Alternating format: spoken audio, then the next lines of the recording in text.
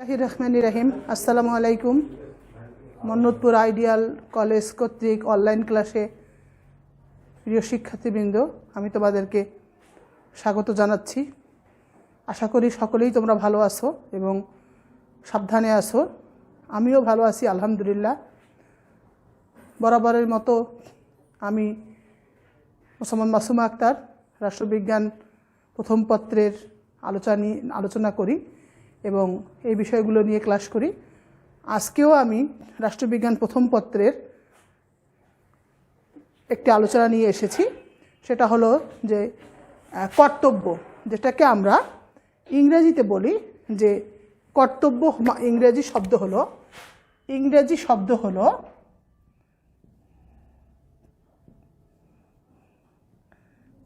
শব্দ হলো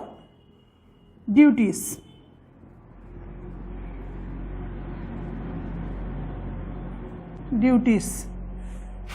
এই কর্তব্য মানে যে নাগরিক কর্তব্যের অর্থ হলো যে দেশে স্বাধীন নাগরিক হিসাবে বেঁচে থাকতে হলে অবশ্যই অধিকারের পাশাপাশি কিছু করণীয় কাজ থাকে, আমরা সেটাকে কিন্তু কর্তব্য বলি।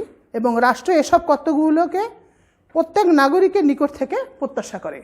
অবশ্যই একটি রাষ্ট্রে বসবাস করতে গেলে আমরা যারা স্থায়ী জনসমষ্টি আছি, যারা নাগরিক আছি, এই নাগরিকদের যে রাষ্ট্রের কাছ থেকে যে সমস্ত পাওয়ার অধিকার আছে, যেমন যে অধিকারগুলো আছে, সেগুলো ভোগ করতে গেলে অবশ্যই আমাদের রাষ্ট্রের প্রতিও কিন্তু নাগরিকের কিছু কর্তব্য থেকে যায়। কাজেই আমরা সেই কর্তব্যগুলোকে আমাদেরকে পালন করতে হবে এবং পালন করলে নাগরিকের শাস্তি পেতে হয় না। আর যদি আমরা কর্তব্য পালন না করি তাহলে অবশ্যই কিছু না কিছু শাস্তি ভোগ করতে হবে। এবং কর্তব্যের সংজ্ঞা হলো যে রাষ্ট্রের জন্য করণীয় কাজই হলো, সেটাকে আমরা কর্তব্য বলে অভিহিত করতে পারি। এবং এই কর্তব্য কত প্রকার সেটা আমাদেরকে জানতে হবে। তো অধিকারের মতো কর্তব্য হলো দুই প্রকার, একটি হলো নৈতিক কর্তব্য, এটা হলো আইনগত কর্তব্য। এবং রাষ্ট্রের প্রতি যে এই যে আইনগত কর্তব্য, তো আসলে আমরা কীভাবে আমরা কর্তব্য পালন করতে পারি। তো একটি মানুষের রাষ্ট্রের প্রতি প্রথমত হলো কর্তব্য। এক নম্বর হলো কর্তব্য কত প্রকার।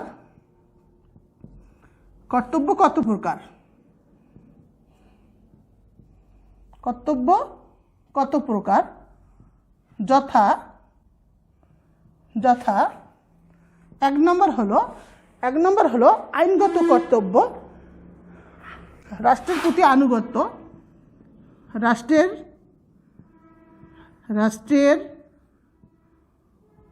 প্রতি আনুগত্য।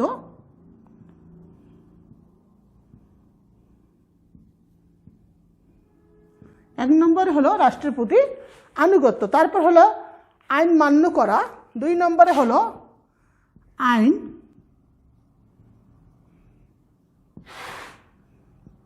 মান্য করা।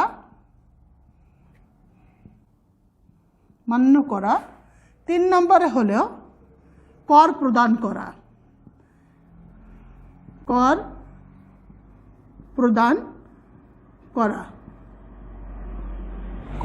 করা। তো রাষ্ট্রের প্রতি আনুগত্য, আইন মান্য করা এবং কর প্রদান করা।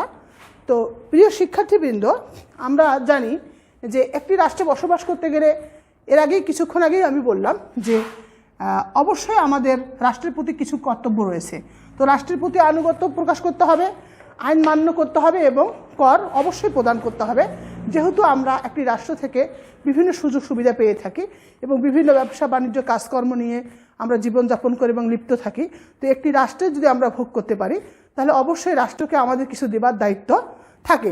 তাহলে সেই রাষ্ট্রের প্রতি যে সমস্ত করণীয় কাজ, সেটাকে আমরা কিন্তু কর্তব্য বলতে পারি। এবং তারপরে আসে 4 নম্বরে হলো ভোট দান করা।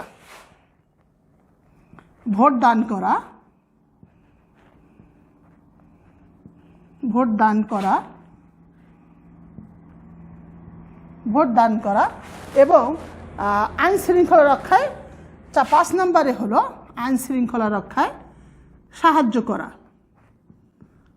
আইন শৃঙ্খলা রক্ষায়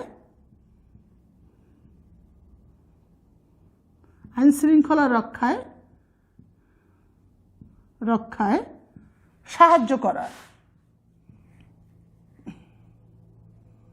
সাহায্য করা। তাহলে প্রিয় শিক্ষার্থীবৃন্দ, আমরা জানলাম যে একটি রাষ্ট্রে যখন আমরা বসবাস করব তাহলে অবশ্যই আমাদের কিছু দায়িত্ব কিংবা কর্তব্য থেকে যায়।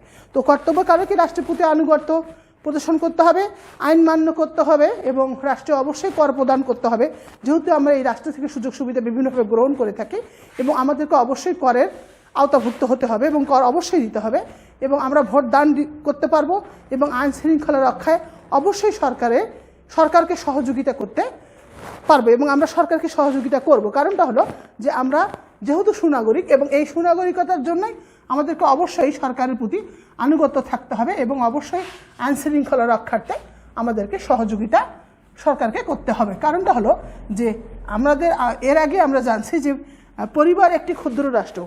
কারণ হলো পরিবার থেকেই কিন্তু আমাদের একটা রাষ্ট্রের উন্নতি হয় এবং একটি রাষ্ট্রকে তখনই স্বয়ংসম্পূর্ণ উন্নত হতে পারবে যখন একটি দেশে শতকরা শিক্ষিতের হার বেশি থাকবে এবং শিক্ষিত হলেই কিন্তু একটি নাগরিক অবশ্যই সচেতন হবে এবং এই সচেতনতার জন্যই কিন্তু আমাদের শিক্ষার প্রয়োজন এবং সুনাগরিকতার প্রয়োজন।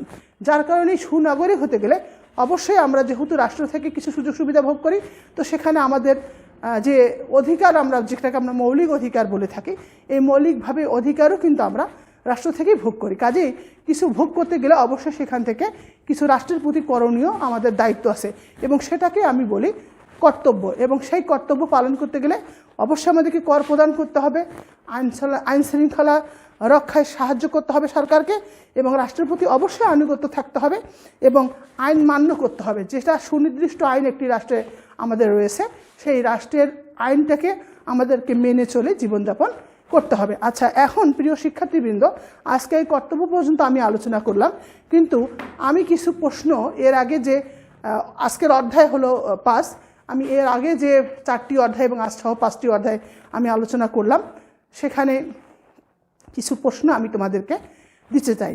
তো প্রথমতই আমি প্রশ্ন আজকে 4টি প্রশ্ন দিব রচনামূলক। প্রথমতই হলো 1 নম্বরে রচনামূলক প্রশ্ন।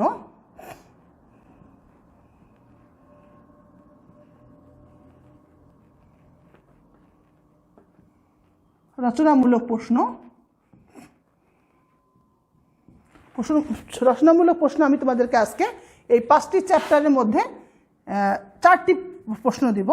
প্রতি চ্যাপ্টার ওয়াইজ আমি রচনামূলক প্রশ্ন আজকে দিব না, শুধু 4টি দিব তোমাদেরকে বাসায় পড়ার জন্য। প্রথমতই হলো 1 নম্বরে রাষ্ট্রবিজ্ঞান কাকে বলে?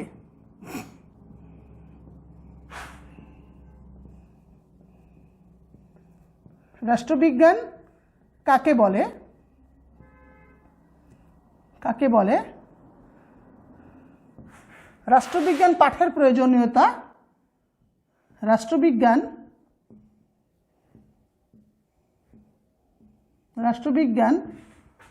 পাঠের প্রয়োজনীয়তা আলোচনা করো। পাঠের প্রয়োজনীয়তা আলোচনা করো।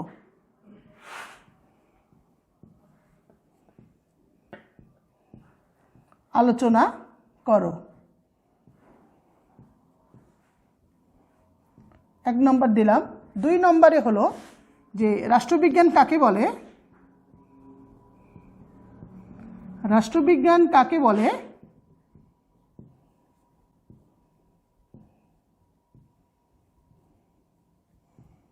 কাকে বলে?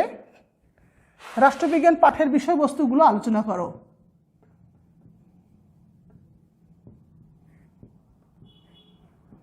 রাষ্ট্রবিজ্ঞান পাঠের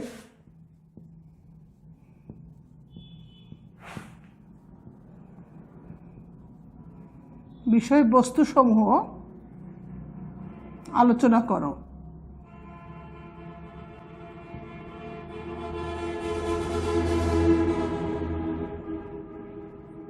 আলোচনা করো। 3 নম্বরে হলো আইন কাকে বলে?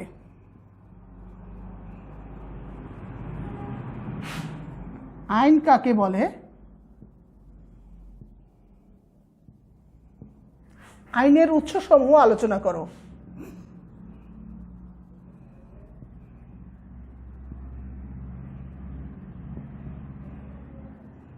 আইনের উৎসসমূহ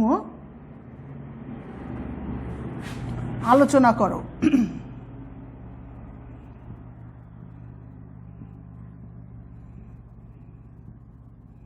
3 নম্বরে আইন কাকে বলে, আইনের উৎসসমূহ আলোচনা করো। 4 নম্বরে হলো রাষ্ট্র কাকে বলে, রাষ্ট্র কাকে বলে।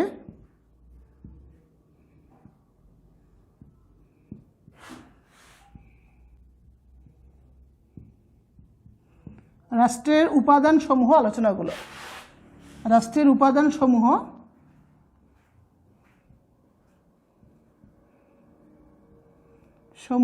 আলোচনা করো।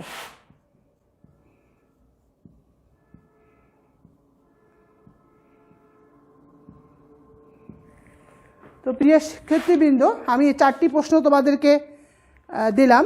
এর আগে আমি চ্যাপ্টারগুলো আলোচনা করেছি। আজকে এই 4টি প্রশ্ন দিলাম। এই 4টি প্রশ্ন রচনামূলক। প্রত্যেকটি প্রশ্নের নম্বর হলো 10 নম্বর করে, এবং এই প্রশ্নগুলো আমি আশা করতেছি তোমরা বাসায় আসো, তোমরা অবশ্যই এই প্রশ্নগুলো বাসায় পড়বে এবং মুখস্থ করে রিভিশন দিয়ে লিখবে। এবং তোমরা সবাই ভালো থাকবে, সাবধানে থাকবে। আল্লাহ হাফেজ।